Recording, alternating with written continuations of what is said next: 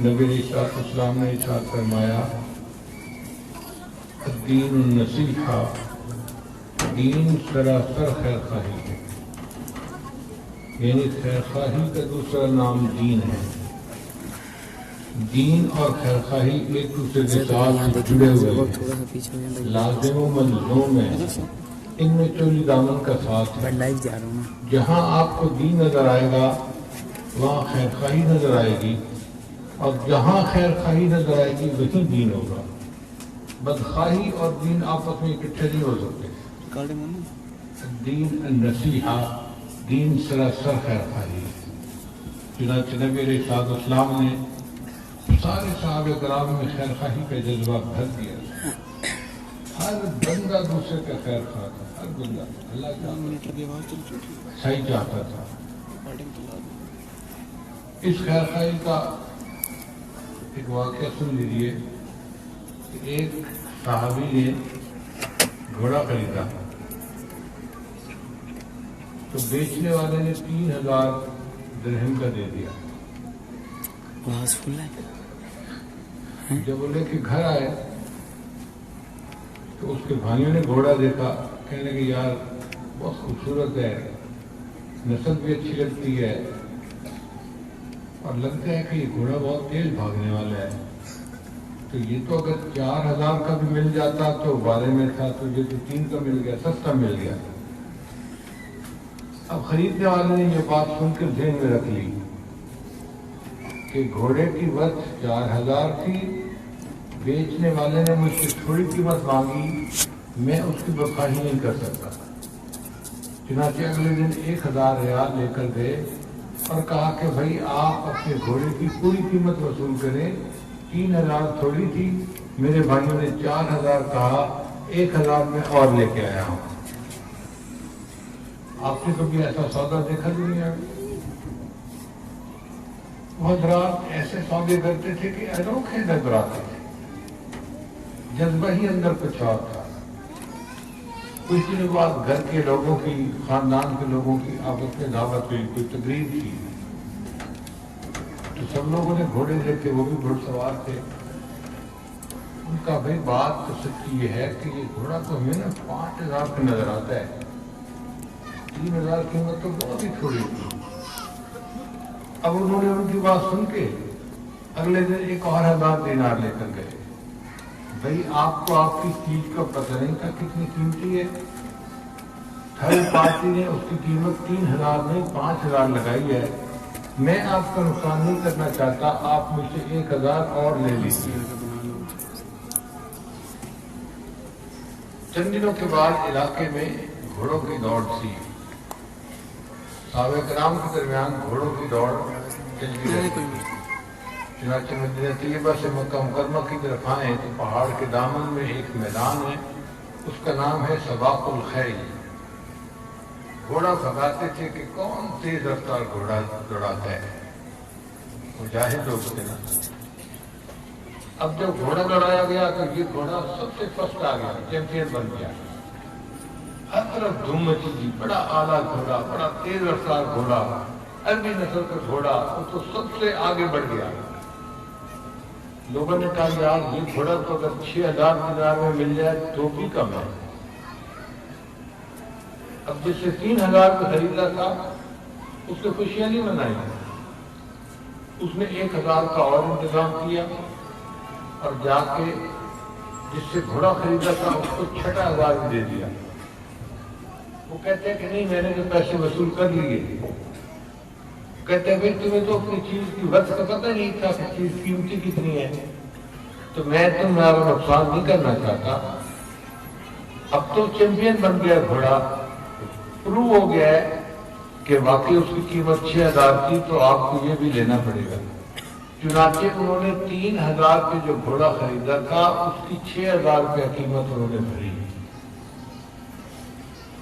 آج کوئی بندہ بیچتا ہے تو وہ چاہتا ہے کہ میں پیتل کو سونے کے بھاؤ بیچوں، اور جو خریدار ہوتا ہے وہ چاہتا ہے کہ میں چیز تو لے لوں، پیسہ ایک ہی نہ لوں اس میں۔ آج کی سوچ مختلف ہے، خیر خواہی کا جذبہ نہیں ہوتا۔ مفاد پرستی کا جذبہ ہوتا ہے، میرا فائدہ ہو جائے، میرا فائدہ ہو جائے۔ اور یہ تو ایک نمونے کے لیے واقعہ بتایا، ورنہ واقعات تو بہت زیادہ ہیں۔ چنانچہ بعض کتابوں میں لکھا ہے کہ سیدنا عمر رضی اللہ عنہ کے زمانے میں ایک آدمی نے زمین بیچی اور دوسرے نے زمین خریدی۔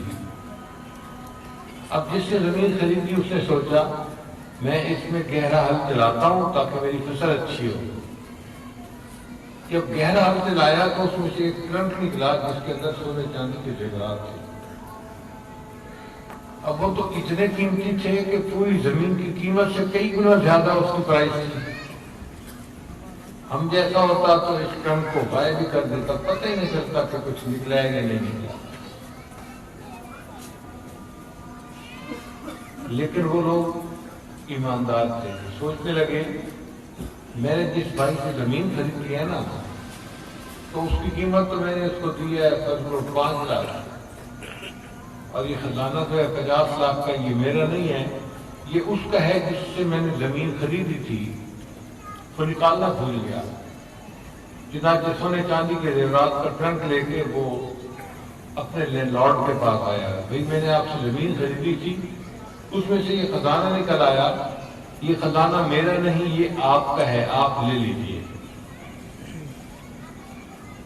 وہ کہتے ہیں کہ دیکھو بھائی جب میں نے آپ کو زمین بیچ دی تو اب زمین سے جو فائدہ نکلے گا وہ تمہارا ہوگا، میرا نہیں ہے، میں تو بیچ چکا۔ اگر ٹرنک نکل آیا ہے تو نصیب تمہارے۔ اب یہ کہتے ہیں تمہارا حق ہے اور دوسرا کہتے ہیں نہیں تمہارا حق ہے۔ فیصلہ کون کرے؟ عدالت کے اندر مقدمہ آیا۔ آج بھی عدالتیں مقدموں سے بھری پڑی ہیں، لیکن آج کے مقدمے کیا ہیں؟ ایک بندہ کہتا ہے جی میرا حق ہے، میں اپنا حق لے کے دکھاؤں گا، دوسرا کہتا ہے کہ میں اپنے حق کی خاطر خون کا آخری قطرہ بہا دوں۔ دونوں اپنا حق مانگ رہے ہوتے ہیں۔ یہاں معاملہ ایسا تھا، ایک کہتا ہے جی میرا حق نہیں، میرے بھائی کا حق ہے، وہ کہتے نہیں جی میرا نہیں، میرے بھائی کا حق ہے۔ قاضی نے مقدمہ سنا تو بڑے حیران ہوئے، فیصلہ کیسے کریں گے؟ مگر اللہ نے ان لوگوں کو خوب فہم عطا فرمائی تھی۔ انہوں نے دونوں سے ذرا ان کے ذاتی حالات پوچھے تو پتہ چلا کہ ایک کے ہاں بیٹا جوان ہے اور دوسرے کے ہاں تقریباً ہم عمر بیٹی جوان ہے۔ تو جج نے کہا کہ میں فیصلہ تو نہیں دے سکتا، مشورہ دے سکتا ہوں۔ یہ قاضی صاحب آپ کیا مشورہ دیتے ہیں؟ قاضی نے مشورہ دیا کہ آپ کہتے ہو یہ میرا حق نہیں، اس کا حق ہے، یہ کہتا ہے میرا حق نہیں، اس کا حق ہے۔ میرا مشورہ یہ ہے کہ آپ اپنے بیٹے اور بیٹی کا آپس میں نکاح کر دیں اور اس کو جہیز میں یہ خزانے کی قیمت ادا کر دیں۔ سبحان۔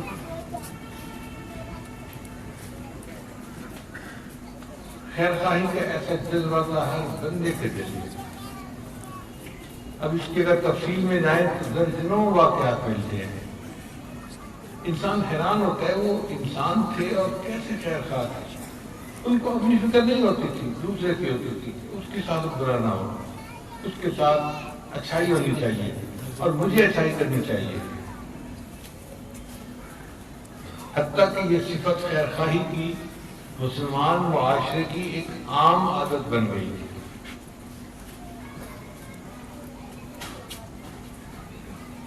جب بغداد مسلمانوں کا بڑا شہر کہلاتا تھا، مرکز کہلاتا تھا، اس زمانے میں کافروں نے اس بندے کو بھیجا کہ تم جاؤ اور مسلمانوں کے معاشرے میں دیکھو کہ کون کون سی صفات ہیں جس کی وجہ سے ان کو ہر جگہ فتح نصیب ہوتی ہے۔ چنانچہ وہ CID کا بندہ، کمانڈر بندہ ان کے شہر میں آیا، بھوک لگی ہوئی تھی۔ اس نے سوچا پہلے میں کھانا کھا لیتا ہوں اور بعد میں بھی اور کام کروں۔ ایک ریسٹورنٹ پہ وہ کھانا کھانے کے لیے بیٹھا، اور جب وہ کھانا کھا رہا تھا اس کے ساتھ والے ٹیبل پر ایک اور بندہ بیٹھا تھا مقامی، وہ بھی کھانا کھا رہا تھا مگر اس کو بار بار دیکھ رہا تھا۔ اس کے ذہن میں خیال آیا کہ چونکہ میں اجنبی آدمی ہوں، چہرے مورے سے میں یہاں کا نہیں لگتا، تو یہ مجھے اس لیے غور سے دیکھ رہا ہے۔ جب اس بندے نے جو مسافر کا کھانا مکمل کیا تو یہ دروازے پہ آیا کہ جو کیشیئر بیٹھا ہے میں اس کو پیسے دے دوں. اس سے پوچھا بھی بتاؤ میرے کھانے کا بل کتنا بنا. اس نے کہا جناب بل تو آپ کا بنا مگر آپ کے پیسے تو ادا ہو چکے ہیں. میرے پیسے کیسے ادا ہو چکے؟ یہاں تو میرا کوئی رشتے دار نہیں, کوئی دوست نہیں, کوئی واقف نہیں, میرے پیسے کیسے ادا ہو گئے؟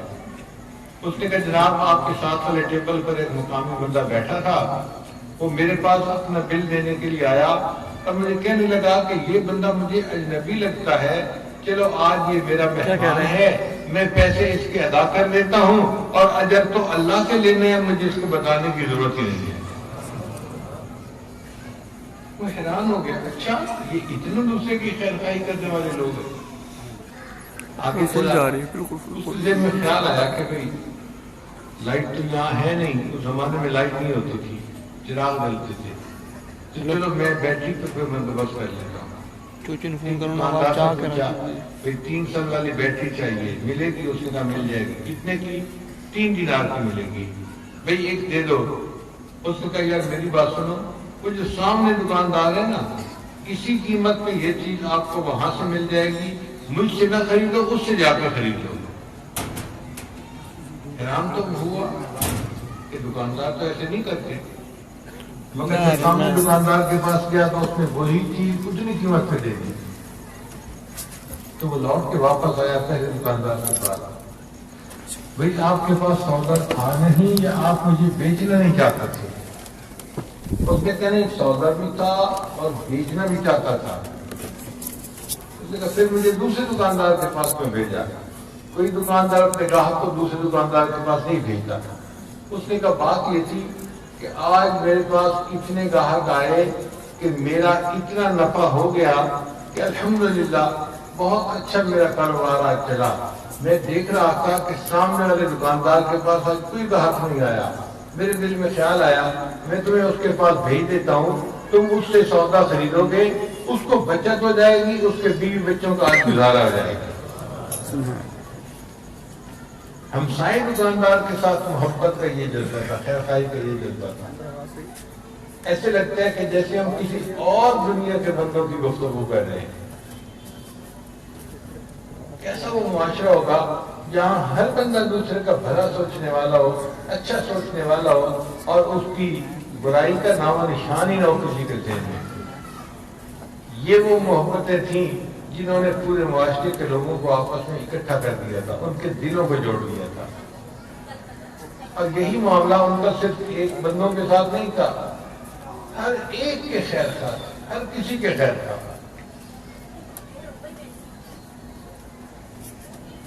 چنانچہ ایک صاحب نے اپنی بیوی کے لیے کپڑے کا تھان خریدا, ریشم کا تھان. گھر لے کے آئے, بیوی کو کہا کہ دیکھو میں آپ کے لیے ریشم کا کپڑا لایا ہوں. بیوی نے دیکھا, اس کو کلر بہت پسند آیا, اور پھر ریشم کا کپڑا تھا تو بہت خوش ہوئی. ابھی وہ تھان دیکھ رہی تھی کہ خاوند نے کہا ذرا تھان مجھے پکڑاؤ, میں ابھی واپس آتا ہوں. وہ تھان لے کے چلا گیا. اب بیوی تو بیوی ہوتی ہے, 100 طرح کے خیالات اس کے ذہن میں آتے ہیں.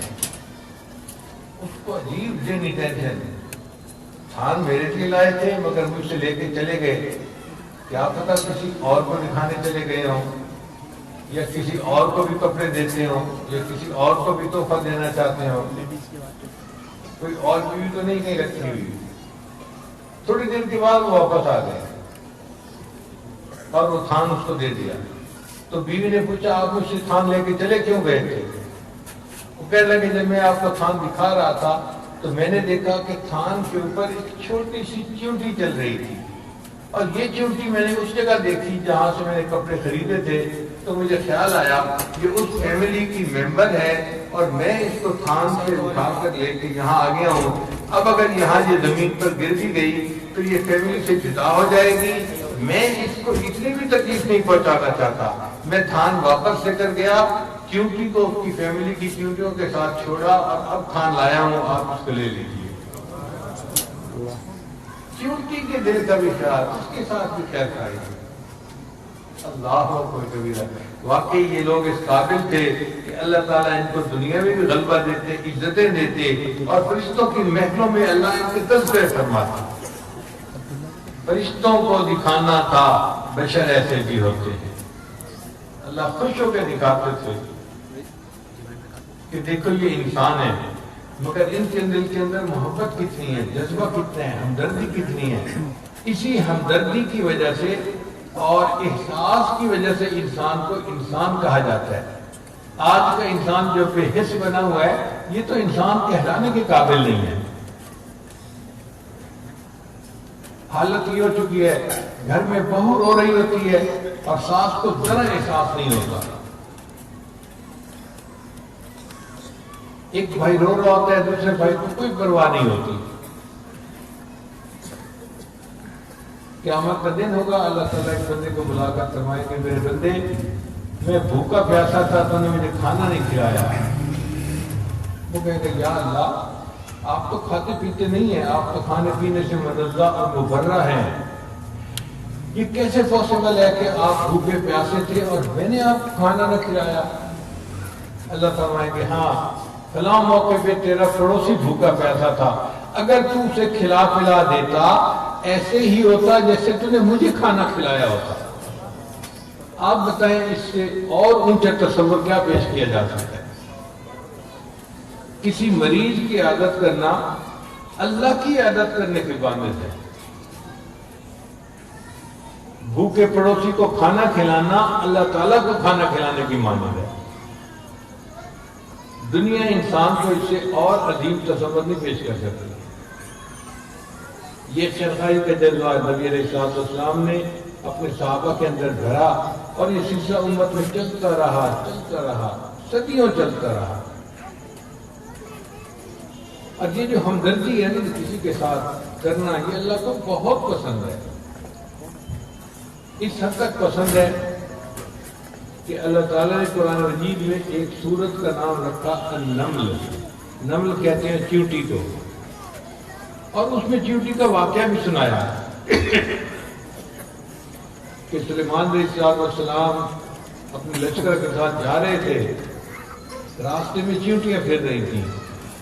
ایک چیونٹی نے جلدی محسوس کر لیا کہ لشکر آ رہا ہے. اس نے دوسری چیونٹیوں کو آواز دی کہ یا ایتھا ادخلوا مساکنکم، اے چیونٹیوں اپنے بلوں میں داخل ہو جاؤ، ایسا نہ ہو کہ لشکر آئے اور تمہیں پاؤں کے نیچے مسل کے چلا جائے. اس کی آواز سن کے سب چیونٹیاں بلوں میں داخل ہو گئیں. اللہ کو یہ چیونٹی کی خیرخواہی اتنی اچھی لگی، اللہ نے اس کو قرآن مجید کے اندر واقعے کو بیان بھی فرما دیا اور اس سورت کا نام بھی نمل، چیونٹی کے نام کے اوپر رکھ دیا. اگر چیونٹی کی خیرخواہی اللہ کو پسند آتی ہے، ایک بندہ دوسرے کی خیرخواہی کرے گا، اللہ کو کتنا پسند آئے گا. مگر آج یہ جذبہ تو ہمارے اندر ہے ہی نہیں، بلکہ اب تو دنیا نے ریسرچ پیش کی ہے کہ سمپتھی اور ایمپتھی دنیا میں 60% کم ہو گئی ہے. یعنی پہلے ایک بندہ دوسرے کا خیال رکھتا تھا، 100% یہ جذبہ ہوتا تھا انسانوں میں، اور اب 100 سے یہ گھٹ کے صرف 40 رہ گیا ہے. 60% ہمدردی کم ہو گئی ہے. بھئی ہم انسان ہوئے کس کام کے اگر ہمارے اندر دوسرے کی ہمدردی نہیں، دوسرے کی خیرخواہی کا جذبہ نہیں، پھر انسانیت کہتے کس کو ہے؟ اللہ تعالیٰ کو تو جانوروں کے ساتھ بھی دلائی ہے اچھی لگتی ہے. بخاری شریف کی روایت ہے، بنی اسرائیل کی ایک عورت کی جو بدکردار تھی، گناہگار تھی. ایک مرتبہ جا رہی تھی، اس نے کتے کو دیکھا، پیاس کی وجہ سے کتے کی زبان نکلی ہوئی تھی اور وہ چاہتا تھا کہ اسے پانی پلایا جائے. اس عورت نے اپنا جوتا اتارا. اس زمانے میں بند جوتے پہنتے تھے جیسے بوٹ ہوتے ہیں، اور اس کو اپنے دوپٹے کے ساتھ کونے سے باندھا اور ایک کنویں میں لٹکا کے اس میں سے پانی نکالا اور کتے کو پلا دیا. جب کتے کی پیاس بجھی تو کتے نے خوشی سے آواز نکالی. روایت ہے اللہ نے اس عورت کے زندگی کے سب گناہوں کو معاف فرما دیا. اب آپ غور کیجئے کہ ایسا کبیرہ گناہ بد کردار عورت ہے، مگر کتے کے ساتھ خیرخواہی پر اللہ نے سب گناہوں کو معاف کرنا ہے۔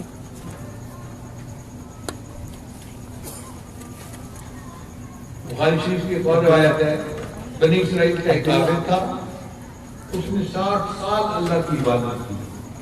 60 سال عمر کا بڑا حصہ ہوتا ہے، ابھی تو بہت سارے نوجوانوں کی عمر 60 سال ہی نہیں ہوئی، اس نے 60 سال عبادت میں گزار دیے۔ اللہ کی شان دیکھیں، ایک دن بارش ہوئی تو اس کے دل میں خیال آیا کہ میں ذرا کمرے سے باہر نکلوں اور میں بھی فریش ایئر بریتھ کروں، ٹھنڈی ہوا، تازہ ہوا۔ وہ باہر نکلا تو ایک بکریاں چرانے والی عورت آ گئی اور شیطان نے اس مرد اور عورت کے اوپر ڈورے ڈالنے شروع کر دی۔ عورت کو مرد کے دل میں اس نے خوشنما بنا کے پیش کیا اور مرد کو عورت کے دل میں خوشنما۔ یہ بات اتنی بڑی کہ وہ دونوں آپس میں بدکاری کے مرتکب ہو گئے۔ اب جب وہ نیک آدمی بدکاری کر بیٹھا تو اس کو احساس ہوا کہ بھئی میں نے کیا کر دیا، اب مجھے جلدی سے غسل کرنا چاہیے اور غسل کر کے مجھے اپنے مصلی پہ جا کے عبادت کرنی چاہیے۔ قریب پانی کا چشمہ تھا، اس نے کپڑے اتارے اور پانی کے چشمے کے اندر اتر گیا۔ پانی کے چشمے میں ابھی وہ نہا رہا تھا کہ اس کو ہارٹ اٹیک ہوا اور اس کی وفات ہو گئی۔ اب جب اس کی وفات ہو گئی تو فرشتے آئے اس کی روح کو قبض کرنے کے لیے۔ چنانچہ انہوں نے اس کی روح کو قبض کیا اور آپس میں بات کرنے لگے کہ اس نے تو ایک کبیرہ گناہ کیا ہے، اس کو تو جہنم لے کے جانا چاہیے۔ دوسرے فرشتے نے کہا بھئی کبیرہ گناہ کیا ہے مگر 60 سال کی عبادت تو کی ہے، اس کا بھی تو خیال رکھو۔ اس نے کہا چلو اس کا حساب کر لیتے ہیں۔ جب حساب کیا گیا تو 60 سال کی عبادت کم نکلی اور ایک مرتبہ زنا کا گناہ اس پر بھاری نکلا۔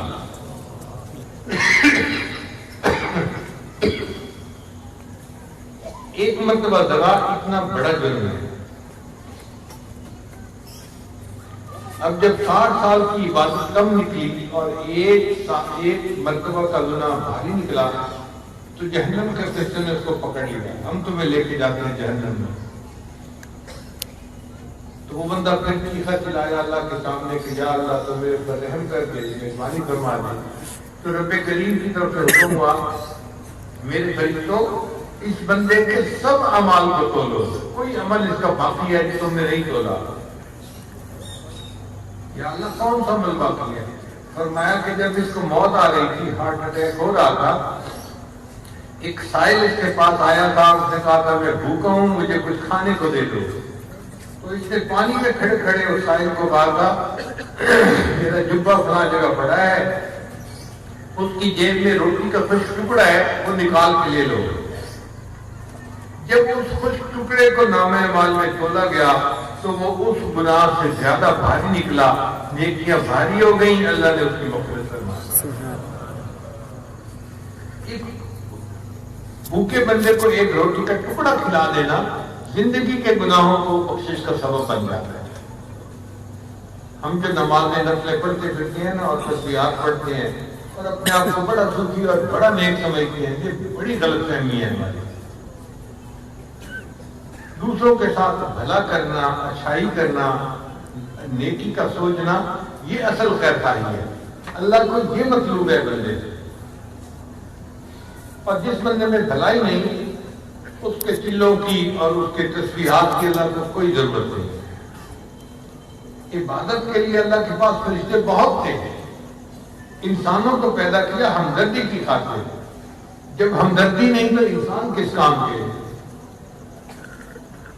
تو ہمیں اپنے اندر یہ خیرخواہی کا جذبہ پیدا کرنا چاہیے تاکہ اللہ تعالیٰ ہمیں ایک اچھا انسان بن کر زندگی گزارنے کی توفیق عطا فرمائے۔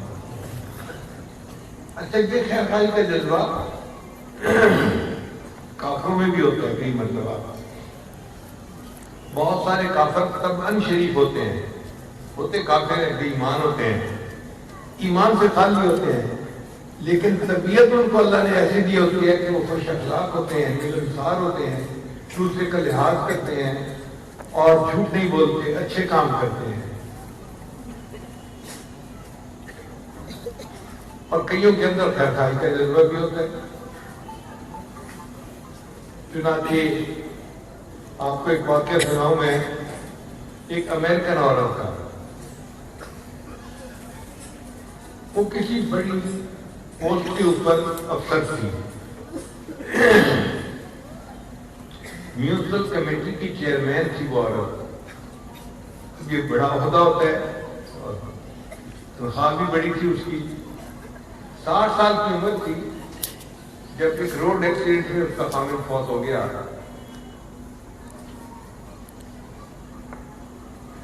پھر کچھ سالوں کے بعد اس کی ریٹائرمنٹ ہو گئی۔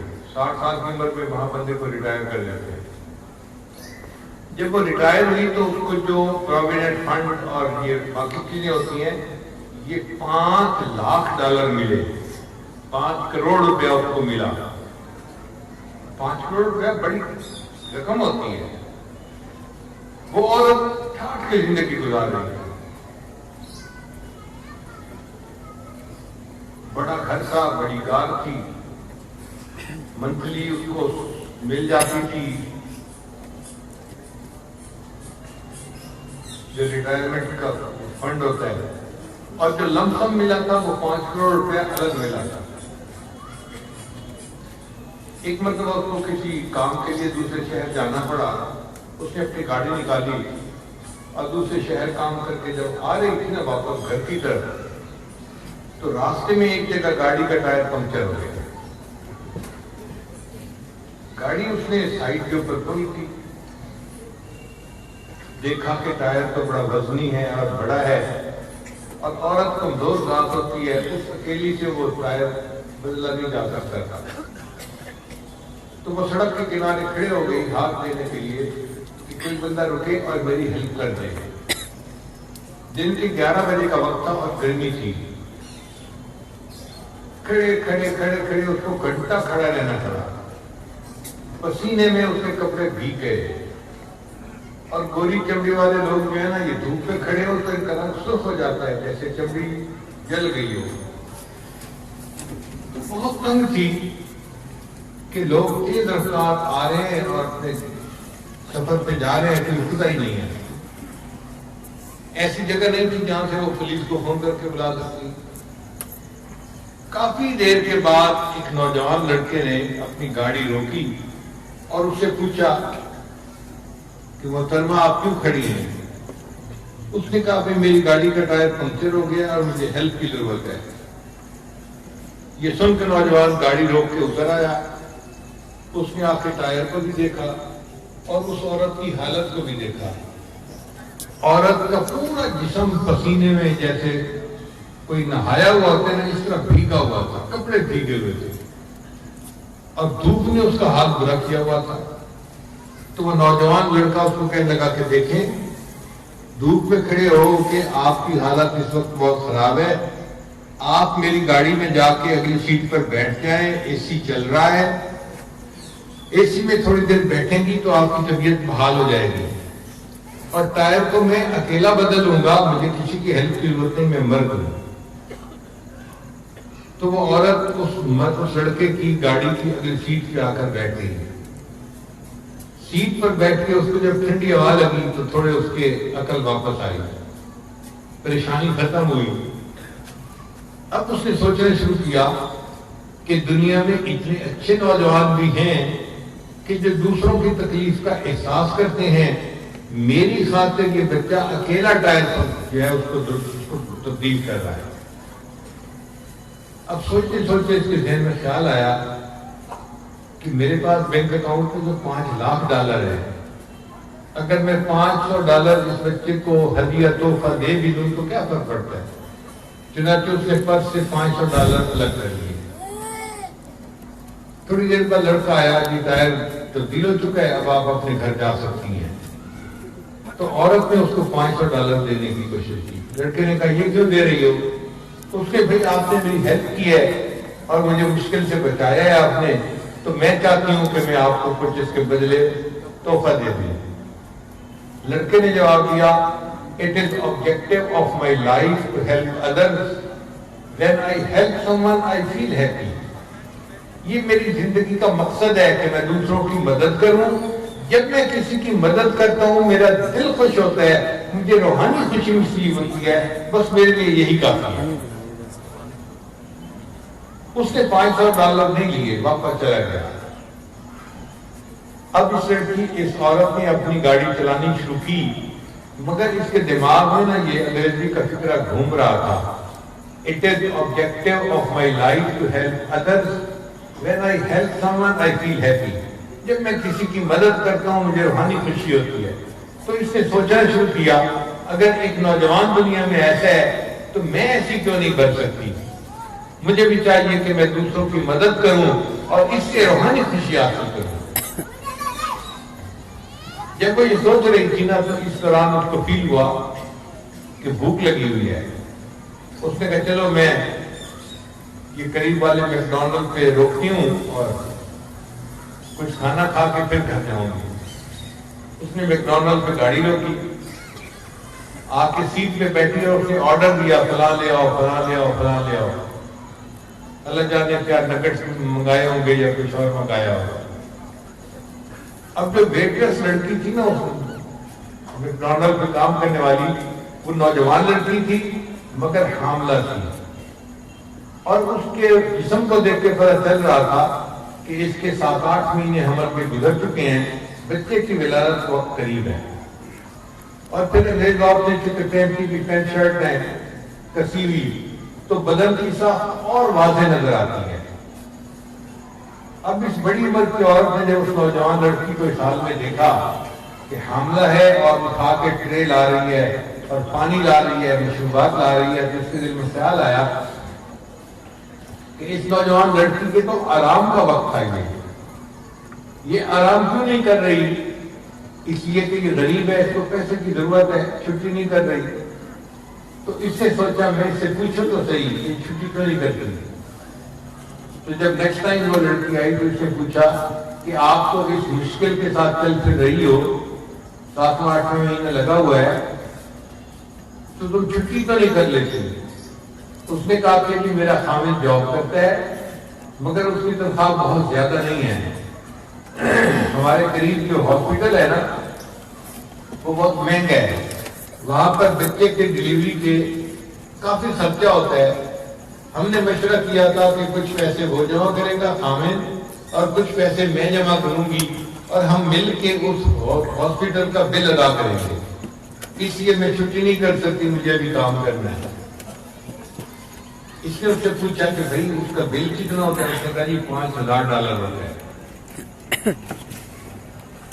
اب وہ لڑکی جب کچھ اور چیز لینے کے لیے گئی تو اس نے دل میں سوچا کہ یہ لڑکی اس مشقت کے ساتھ ڈیوٹی کرتی پھر رہی ہے پیسے جمع کرنے کے لیے، اگر میں اس کو $5000 دے بھی دوں تو میرے بینک اکاؤنٹ میں تو ہلنا ہی نہیں ہے، پتہ ہی نہیں چلنا، $5,00,000 پڑے ہیں اور اس کا فائدہ ہو جائے گا، چلو میں اس کو ہدیہ دے دیتی ہوں۔ اس نے چیک بک نکالی اور $5000 کا ایک چیک لکھا اور ساتھ ایک چٹ بھی لکھی اور چٹ کے اوپر لکھا "It is objective of my life to help others. When I help someone, I feel happy." ایک لفافے میں اس نے اس کو بند کر دیا۔ جب وہ لڑکی واپس آئی تو اس نے اس کو ٹپ کے طور پہ یہ پیسے دے دیے اور کہا کہ دیکھو بھئی یہ آپ نے مجھے سر بہت اچھا کیا ہے، میں آپ کو پیسے دے رہی ہوں مگر آپ نے اس لفافے کو گھر جا کے کھولنا ہے، یہاں نہیں کھولنا۔ اس لڑکی نے پینٹ کی جیب میں ڈال دیا، ٹھیک ہے۔ اب وہ لڑکی جب گھر گئی تو اس کا خامد اپنی ڈیوٹی سے آ چکا تھا، کھانا تیار تھا، چنانچہ دونوں نے کھانے لگایا اور ٹیبل پہ بیٹھ کر کھانا کھانے لگے۔ کھانے کے دوران میاں بیوی بات کرنے لگے تو خامد نے بات چھیڑی کہ اب چند دن ہیں، پتہ نہیں کس دن آپ کو ہاسپٹل پہنچنا پڑے، تو کیا پیسے جمع ہو گئے کہ ہم ہاسپٹل کے ایڈوانس جمع کروا سکیں؟ اس نے کہا ہاں مجھے پے ملی ہے اور کچھ میرے پاس پیسے ہیں، باقی آپ کے پاس ہے، ہم بل ادا کر دیں گے۔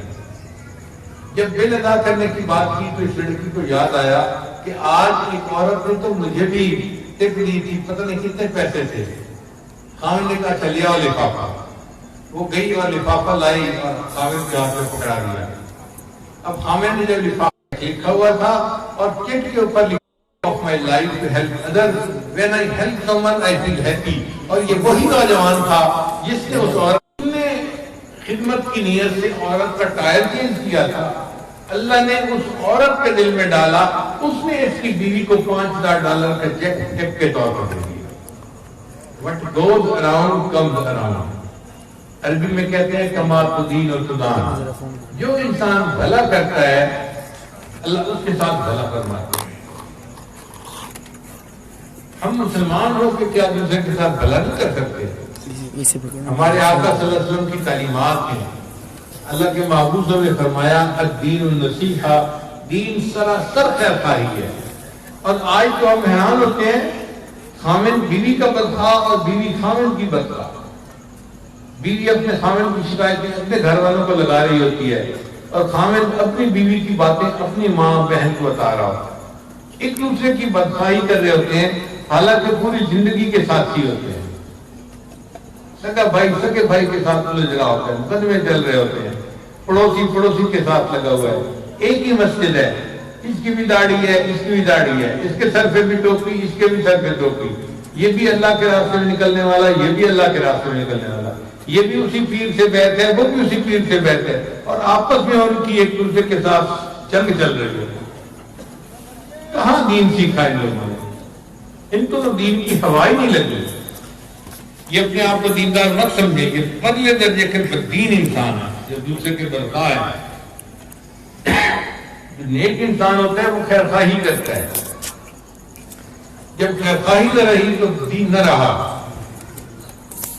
آج کے اس دور میں ہمیں اپنے اندر خیر خواہی کو پیدا کرنے کی ضرورت ہے. ہمیں ایک مرتبہ ایک عجیب تجربہ ہوا. ایک ملک میں ہمارے دوست تھے، ان کا گھر سمندر کے بالکل کنارے تھا، بیچ کے اوپر ان کا گھر تھا، بڑا گھر تھا. انہوں نے مجھے دعوت دی کہ آپ ہمارے یہاں کھانے کے لیے شام کو تشریف لائیں، مگر عصر کے وقت آئیں. ہم عصر کے وقت کھانا کھا لیں گے اور مغرب کے وقت ہم آپ کو ایک نیا تجربہ دکھائیں گے. اس کا نام ہے کریب ہنٹنگ. ایک ہوتی ہے فشنگ، مچھلیاں پکڑنا. وہ تو ہمیں خیر یہاں بھی پتا تھا، لیکن کریب ہنٹنگ جو ہے یہ نیا چیز ہے. کریب کو اردو میں کیا کہتے ہیں؟ کیکڑا. یہ کیکڑا جو ہے یہ انگریز لوگ بڑے شوق سے کھاتے ہیں، مگر دیکھنے میں بہت زیادہ ڈراؤنی چیز ہوتی ہے. کئی ٹانگیں ہوتی ہیں، مونچھیں ہوتی ہیں. وہ کسی کی طرف بڑھتا ہے نا تو بندہ گھبرا جاتا ہے، یہ کیا مصیبت میں گرفت آ رہی ہے. جب اس نے کہا کہ کریب ہنٹنگ کریں گے تو ہم نے کہا ٹھیک. کھانا کھانے کے بعد وہ ہمارے پوری فیملی کو اپنی کشتی میں لے کے چلا. اس نے بڑی کشتی اپنی رکھی ہوئی تھی. ایک بنگلہ دیشی لڑکا اس کا ملاح تھا، اس نے گاڑی چلائی، کشتی چلائی اور ہمیں سمندر کے اندر لے گیا. سمندر گہرے پانی میں، سلام پانی میں وہ ہمیں بتاتا رہا یہاں یہ ہوتا ہے، یہاں یہ ہوتا ہے، یہاں یہ ہوتا ہے. پھر اس میں ایک جزیرہ تھا.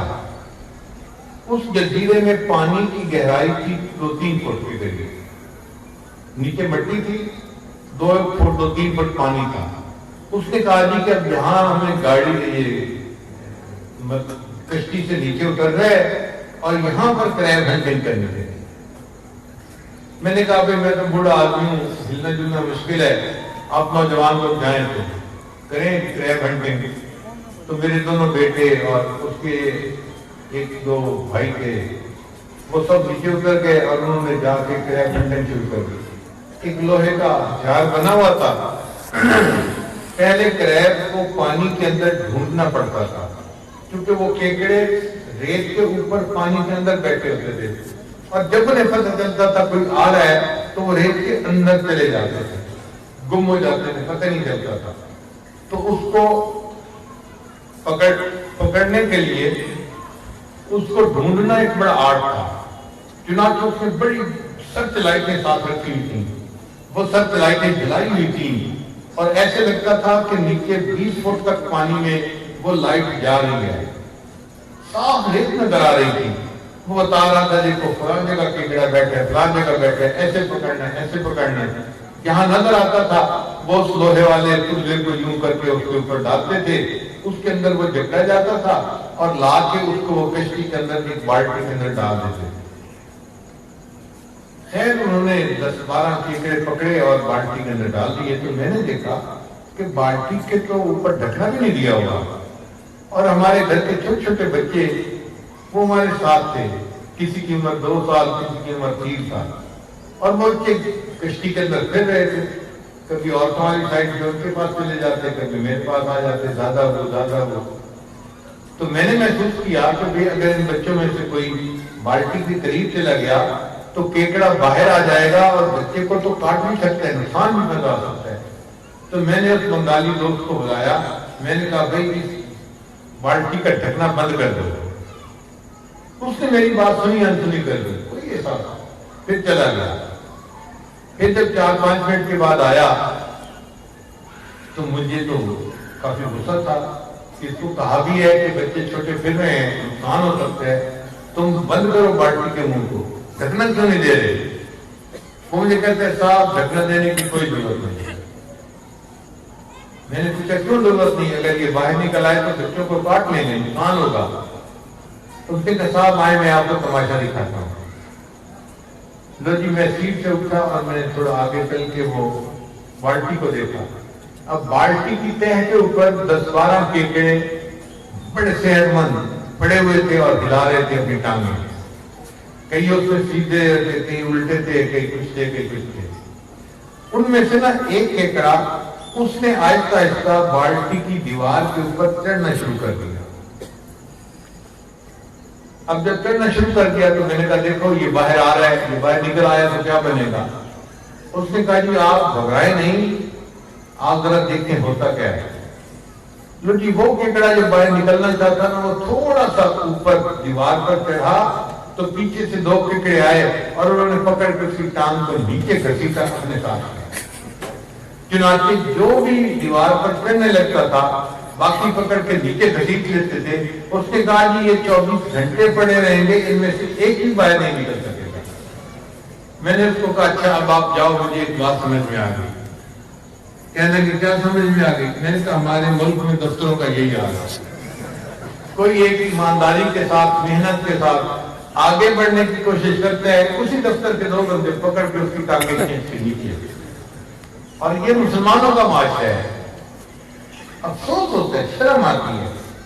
ہم مسلمان ہیں، کسی کا بھلا نہیں دیکھ سکتے، کسی کی کامیابی نہیں دیکھ سکتے، کسی کا کاروبار بڑھا اس کو منافع ہوا وہ نہیں دیکھ سکتے، کسی کی اچھی ڈیل ہو گئی اور ہمارے دل کے اندر جو ہے وہ پریشانی ہو رہی ہوتی ہے.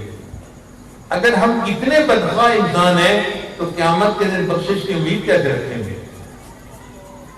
اس لیے ہمیں چاہیے کہ ہم اپنی تمام ایسے گناہوں سے سچی توبہ کر کے دل میں عہد اور ارادہ کریں کہ یا اللہ ہم آج کے بعد اپنا بھی بھلا چاہیں گے اور اپنے ارد گرد جتنے لوگ ہیں، پڑوسی ہیں، محلے دار ہیں، شہر والے ہیں، ایک ملک والے ہیں، ہم سب کا بھلا سوچیں گے. ہمیشہ ہم نے بھلا ہی سوچنا ہے، اور یہ جو بھلا سوچتے ہیں نا انہیں کو خدا ملتا ہے. ہمارے علاقے میں ایک بزرگ گزرے ہیں، بہو سلطان رحمت اللہ علیہ، بڑے بزرگوں میں سے تھے. ان کی کافیاں بڑی مشہور ہیں. فرماتے ہیں کہ ناتیاں دھوتیاں رب ملدا تے ملدا کنبیاں مچھیاں نے. اگر نہانے دھونے سے رب ملتا تو کچھوے اور مچھلیوں کو رب مل جاتا، وہ تو ہر وقت ہی نہاتے دھوتے رہتے ہیں. یہ ناتیاں دھوتیاں رب ملدا تے ملدا کنبیاں مچھیاں نے. یہ ذکر کیتیاں رب ملدا تے ملدا تال کڑی چھیاں نے. ایک کالا سا چھوٹا سا پرندہ ہوتا ہے، وہ آ کے چھت کے ساتھ دیواروں کے ساتھ رات کو چپک جاتا ہے اور ساری رات آواز نکالتا ہے. وہ کہتے ہیں اگر ذکر کرنے سے رب ملتا، اس پرندے کو رب ملتا، وہ تو ساری رات رب کو یاد کرتا رہتا ہے. یہ سر منایا رب ملدا تے ملدا بھیڑا سسیاں نے. سسی کی بھیڑ ایک نسل ہے، سر کے اوپر اس کے بال بہت چھوٹے ہوتے ہیں اور باقی جسم پر لمبے لمبے بال ہوتے ہیں، اس کو سسی کی بھیڑ کہتے ہیں. وہ فرماتی ہیں کہ سر منڈانے سے رب ملتا تو اس بھیڑ کو رب مل جاتا، اس کا تو سر ویسے ہی منڈا ہوا ہے۔ یہ جتیاں ستیاں رب ملتا تے ملتا دادا کسیاں نے، اور اگر پاک دامنی کی زندگی گزارنے سے رب ملتا تو جو خصی بیل ہوتے ہیں ان کو رب مل جاتا، وہ تو اپنی مادہ کے قریب بھی نہیں ہوتے۔ تو یہ چار باتیں انہیں کی توجہ سے سنیے، یہ ناتیاں دھوتیاں رب ملتا تے ملتا تمہیں مچھیاں نے، یہ ذکر کیتیاں رب ملتا تے ملتا کال کڑیچیاں نے، یہ سر منایا رب ملتا تے ملتا گھیٹا سسیاں نے، یہ جتیاں ستیاں رب ملتا تے ملتا دادا کسیاں نے، اور اخیر پہ نتیجہ نکالتے ہیں کہ رب ملتا تے ملتا نیکاں اچھیاں نے۔ جن لوگوں کی نیتیں اچھی ہوتی ہیں، جن کی نیتوں میں خیر خواہی ہوتی ہے، بھلائی ہوتی ہے، ان لوگوں کو رب ملتا ہے، بد نیت انسان کو کبھی رب نہیں مل سکتا۔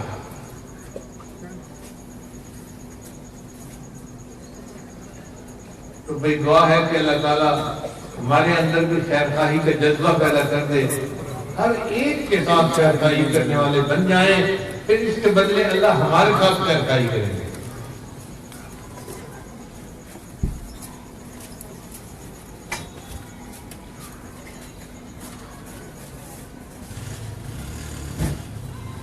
مجھے اپنے بچپن کا ایک واقعہ یاد آ رہا ہے، لیکن ساتھ یہ بھی ذہن میں آ رہا ہے کہ وقت زیادہ ہو گیا ہے۔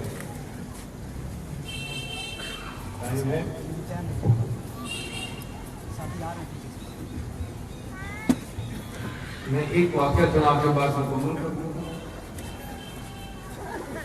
یہ میری 6ٹھی کلاس کا واقعہ ہے۔ ہائی اسکول میں جب ہم داخل ہوئے تو ہائی اسکول میں دیہات کے کچھ تو طلباء بھی تھے جو شہر میں کالج کے اندر اسکول کے اندر آ کے داخل ہوئے تھے اور بورڈنگ میں رہتے تھے۔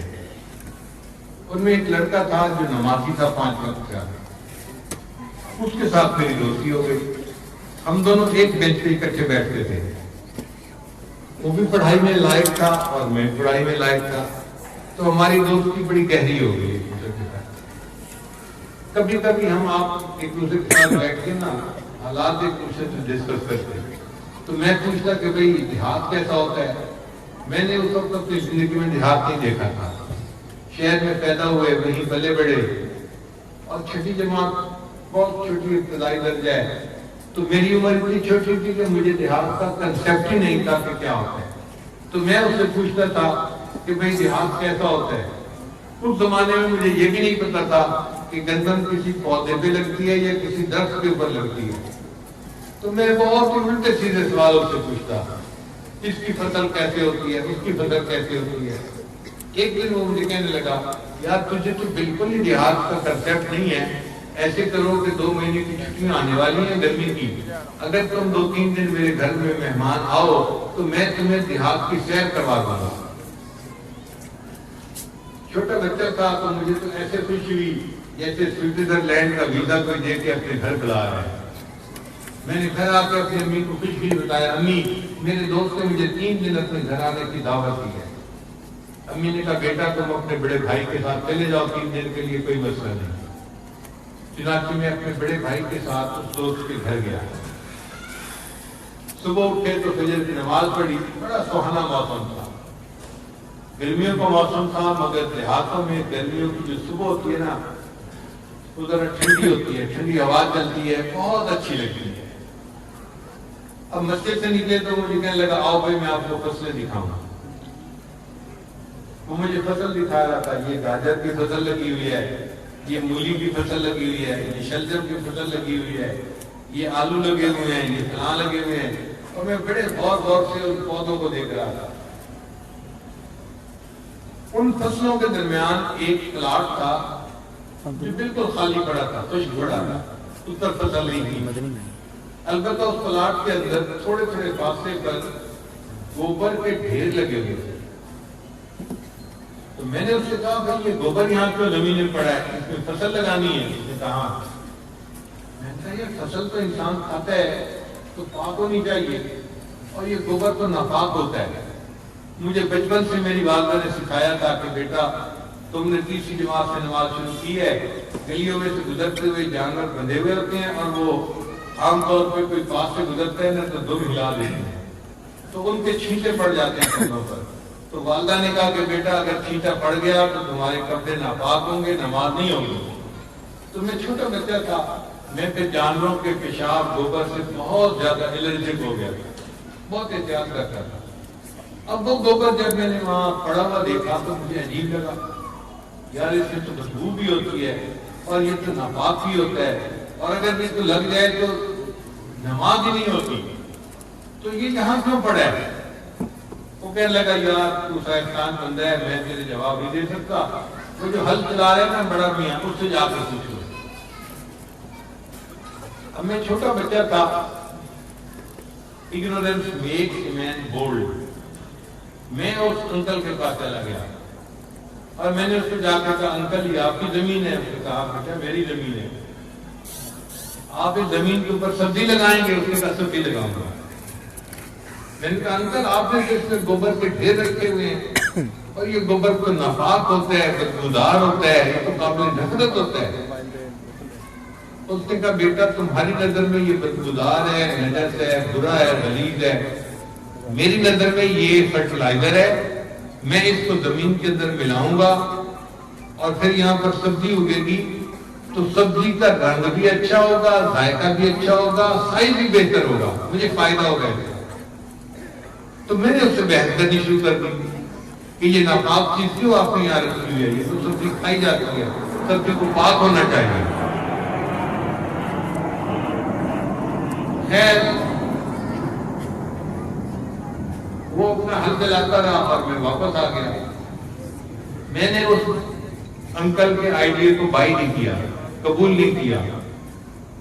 لیکن آج اس عمر میں جب میں اپنے بچپن کے واقعے کو یاد کرتا ہوں تو میرے دل میں خیال آتا ہے کہ ایک کسان نے نجاست کو, گوبر کو, بدبودار چیز کو مٹی کے اندر ملایا, اس گوبر نے ساتھ والی فصل کو فائدہ پہنچا دیا. تو انسان ہو کر اگر ساتھ والے انسان کو فائدہ نہیں پہنچاتا, کیا قیامت کے دن اللہ کی نظر میں تو گوبر اور نجاست سے گیا گزرا تو نہیں کرتا ہے؟ اللہ فرمائیں گے تو کس کام کا انسان تھا, دفعو یہاں سے, تو اس سے تو گوبر اچھا تھا. تو بھئی ہم بھی اپنے ساتھ والوں کو فائدہ پہنچائیں, خاوند بیوی کو خوش رکھے, بیوی خاوند کو خوش رکھے, بچے ماں باپ کو خدمت کریں, ماں باپ بچوں پہ شفقت کریں, بھائی بھائی سے محبت رکھیں, پڑوسی پڑوسی سے محبت رکھیں. اس معاشرے کو محبتوں کی ضرورت ہے, نفرتوں کی ضرورت نہیں ہے, خیر خواہی کی ضرورت ہے, بدخواہی کی ضرورت نہیں ہے. اللہ کرے اگر ہمارے اندر یہ جذبہ پھر سے بیدار ہو جائے تو ہمارا ملک دنیا کے اندر جنت کا نمونہ بن جائے. اللہ تعالیٰ ہمیں خیر خواہی پر زندگی گزارنے کی توفیق عطا فرمائے. وآخر دعوانا ان الحمدللہ. الحمدللہ حضرت دامت برکاتہ عالیہ کے بیان سے آپ مستفید ہو رہے تھے. ہماری اس رشید آباد کالونی کے اندر مسجد ہے, جامع مسجد ریاض الجنہ, ساتھ مدرسہ ہے, مدرسہ عربیہ ریاض النساء, جس کے اندر تقریباً الحمدللہ 450 طالبات زیر تعلیم ہیں. میٹرک تک سکول کی تعلیم دی جاتی ہے, درس نظامی حفظ کی تعلیم دی جاتی ہے. الحمدللہ اس مسجد کے اندر, جامع مسجد ریاض الجنہ کے اندر, عشاء کی نماز کے بعد بنین کے لیے درس نظامی کا آغاز کیا تھا چند سال پہلے. تو الحمدللہ اس کے اندر طلباء, سکولوں کے اندر پڑھنے والے, کالج یونیورسٹیوں کے اندر پڑھنے والے اور آپ کو تشریف لاتے ہیں. الحمدللہ 6 اساتذہ اس مسجد کے اندر پڑھاتے ہیں اور سارے یہ کالج یونیورسٹی کے طلباء ہیں. الحمدللہ 3 سال سے تعلیم چل رہی ہے. ابھی کچھ حضرات طلباء نے جو امتحانات دیے تھے درجہ ثانویہ عامہ کا وفاق المدارس کے تحت, تو حضرت دامت برکاتہ عالیہ اپنے دست مبارک سے ان کو سند عطا فرمائیں گے. پہلا محمد زبیر.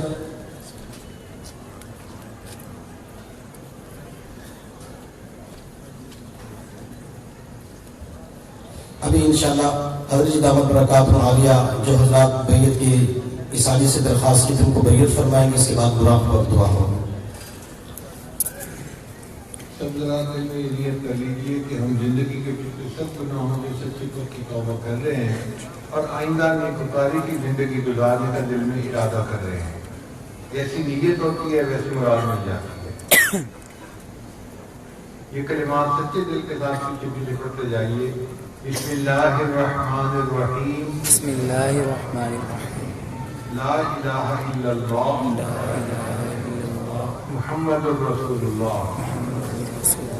آمنت باللہ وملائکتہ وکتبہ ورسلہ والیوم الآخر والقدر خیرہ وشرہ من اللہ تعالی والبعث بعد الموت. آمنت باللہ كما هو بأسمائه وصفاته وقبلت جميع أحكامه إقرار باللسان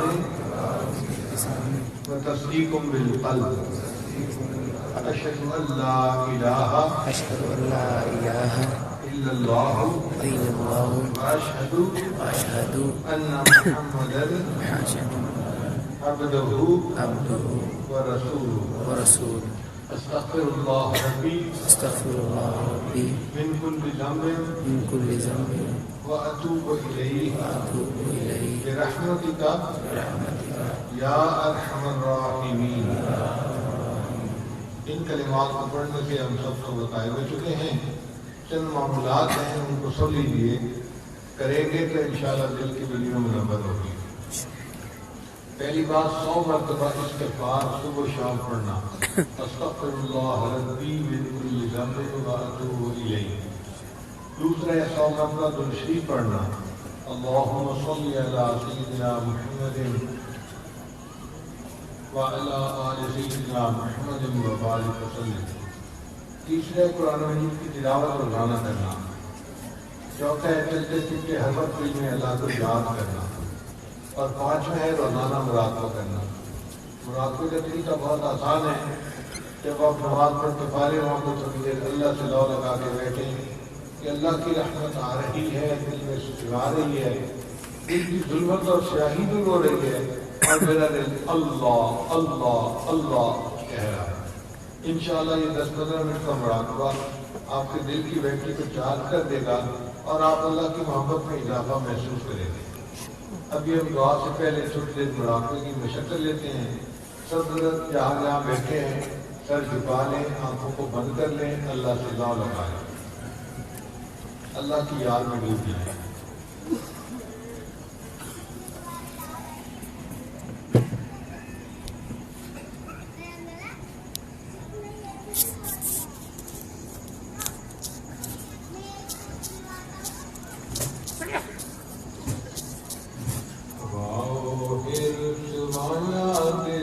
بدل دے میرا غفلت میں ڈوبا دل, بدل دے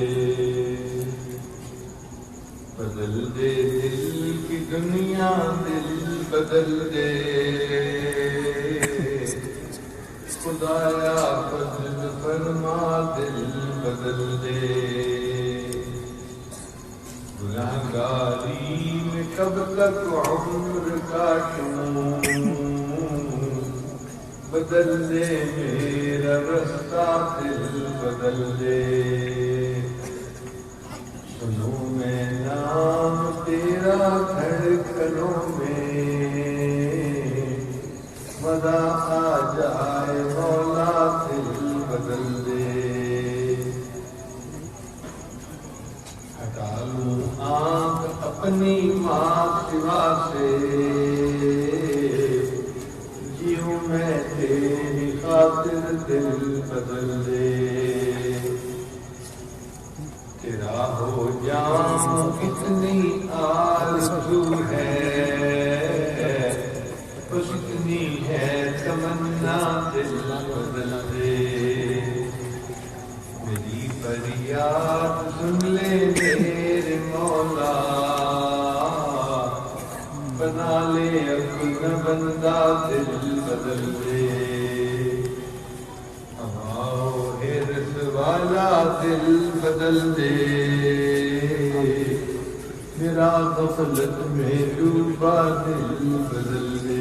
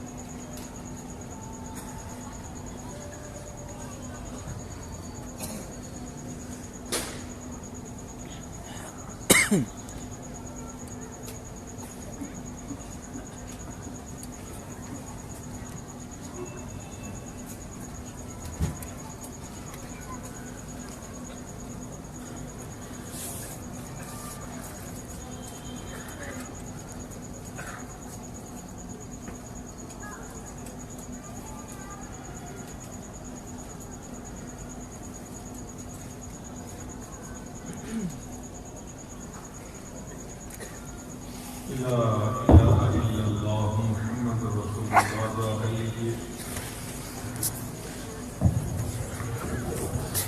الحمد لله رب العالمين والعاقبة للمتقين والصلاة والسلام على رسول الله محمد وعلى آله وأصحابه أجمعين.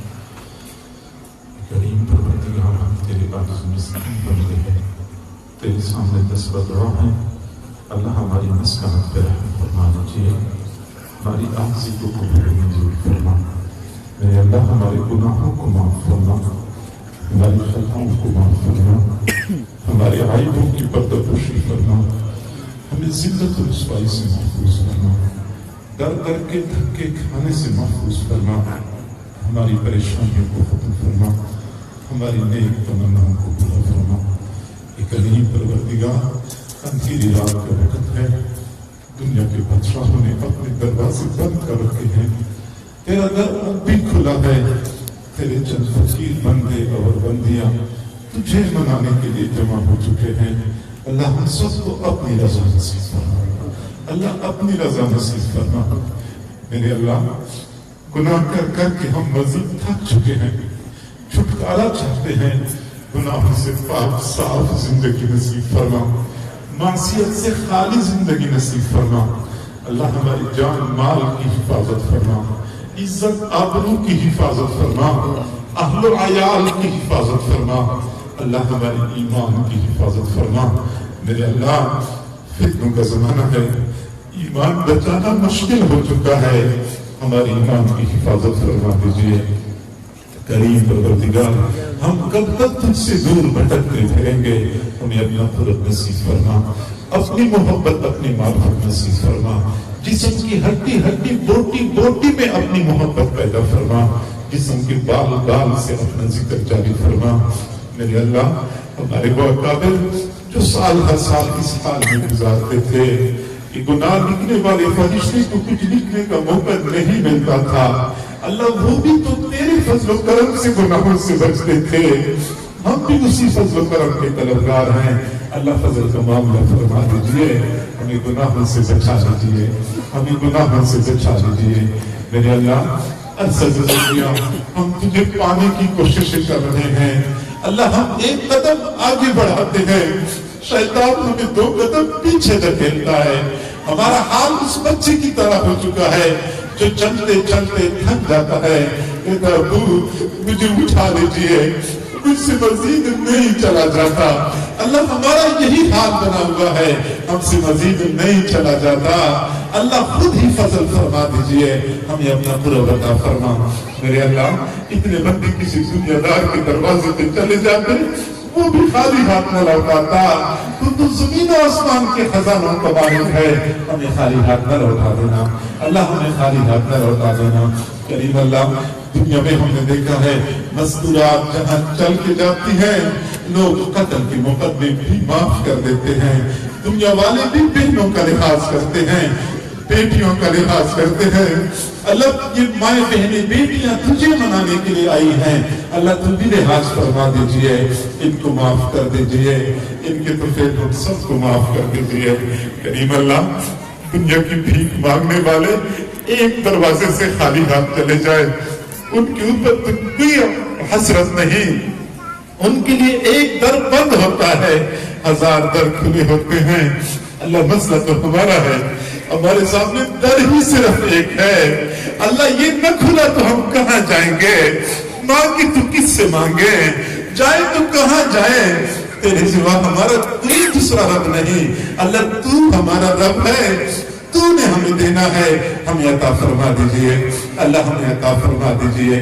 اے کریم پروردگار، خالی ہاتھ نہ لوٹا دینا میرے اللہ۔ جتنے بھی حضرات موجود ہیں یا خواتین موجود ہیں، سب پر ایک مرتبہ محبت کی نظر ڈال دیجئے، اللہ ایک مرتبہ محبت کی نظر ڈال دیجئے، سب کو اپنا بنا دیجئے، اپنی یاد والا بنا دیجئے میرے اللہ۔ تیری محبت کی نظر فضیل بن عیاض پہ پڑی، وہ ڈاکوؤں کا سردار تھا، تو نے ولیوں کا سردار بنا دیا۔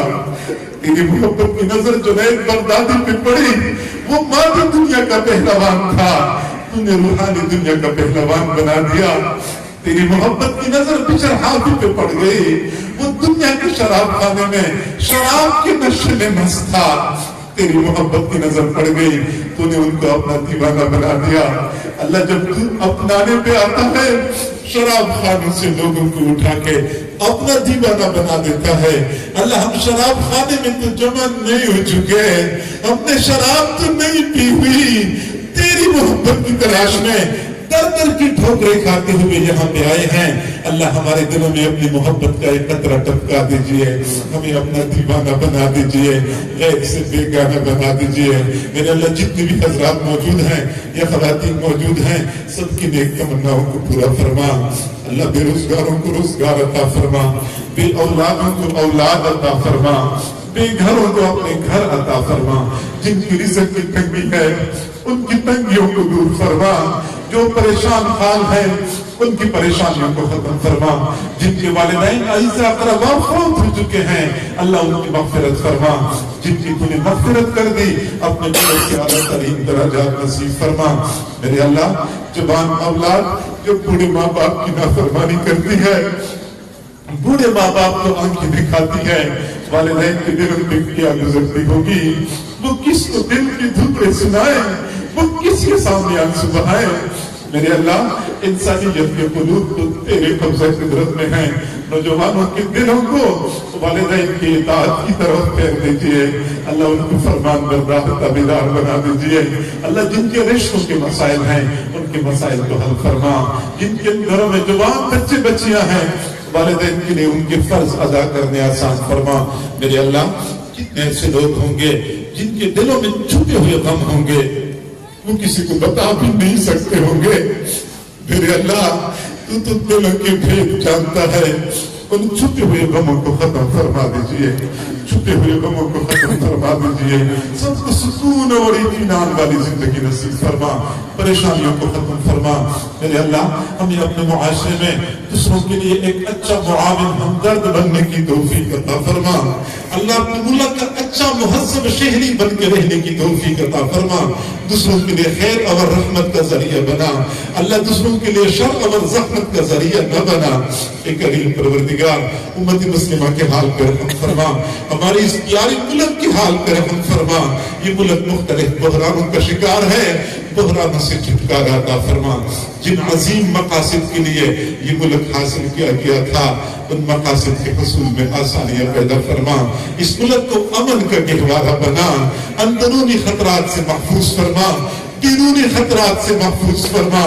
اللہ کریم پروردگار، جو لوگ اس ملک کے بدخواہ ہیں، نقصان پہنچانے کی کوششیں کرتے ہیں اللہ، ان کے عزائم کو خاک میں ملا دیجئے، اس کو اسلام کا قلعہ بنا دیجئے۔ جو اس ملک میں دین کا کام کر رہے ہیں، جس طرز پہ دین کا کام کر رہے ہیں، مدارس میں کام ہو رہا ہے، دعوت کا کام ہو رہا ہے، खानगाहों में अल्लाह अल्लाह सिखाया जा रहा है, जो लोग इकामत दीन की कोशिशें कर रहे हैं, अल्लाह तमाम हजरात की खिदमत को शर्फ कबूलियत नसीब फरमा, रुकावटों को खत्म फरमा, अल्लाह आसानियां पैदा फरमा, आजमाइशों से महफूज फरमा, फितनों से महफूज फरमा, रहम करम वाला मामला फरमा। ए करीम परवरदिगार, इस वक्त पूरी उम्मत मुस्लिमा परेशान है। मेरे अल्लाह, तेरे महबूब सल्लल्लाहु अलैहि वसल्लम के सामने कबीला बनी तय की एक लड़की नंगे सर आई थी। आप सल्लल्लाहु अलैहि वसल्लम ने अपनी चादर से उसका सर ढांक लिया था। इस वक्त उम्मत मुस्लिमा अक़वाम आलम के सामने नंगे सर खड़ी है। अल्लाह, अपने महबूब की उम्मत का सर ढांप लीजिए, महबूब की उम्मत का सर ढांप लीजिए, उम्मत के हाल पे रहम फरमा दीजिए। मेरे मौला, इस वक्त उम्मत के ऊपर जुल्म की इंतहा हो चुकी है। जमीन का छप्पा छप्पा हमारी मजलूमियत की गवाही दे रहा है। मेरे अल्लाह, वो कौन सा दरिया है जो मुसलमानों के खून से सैराब नहीं हो, सुर्ख नहीं हो चुका? वो कौन सा सेहरा है जो मुसलमानों के खून से सैराब नहीं हो चुका? वो कौन सी चट्टान है जो मुसलमानों के खून से रंगीन नहीं हो चुकी? मशरिक हो या मगरिब हो, शिमाल हो या जुनूब हो, हर तरफ मुसलमानों का खून सस्ता हो चुका है, मुसलमानों का खून बहाया जा रहा है। ए करीम अल्लाह, रोजाना तुलू होने वाला सूरज हमारे लिए नई परेशानी का पैगाम लेके तुलू होता है। करीम परवरदिगार, ये जुल्म का सिलसिला कब तक चलता रहेगा? मजीद तो उम्मत के हाल पर रहम फरमा दीजिए, उम्मत के हाल पर रहम फरमा दीजिए।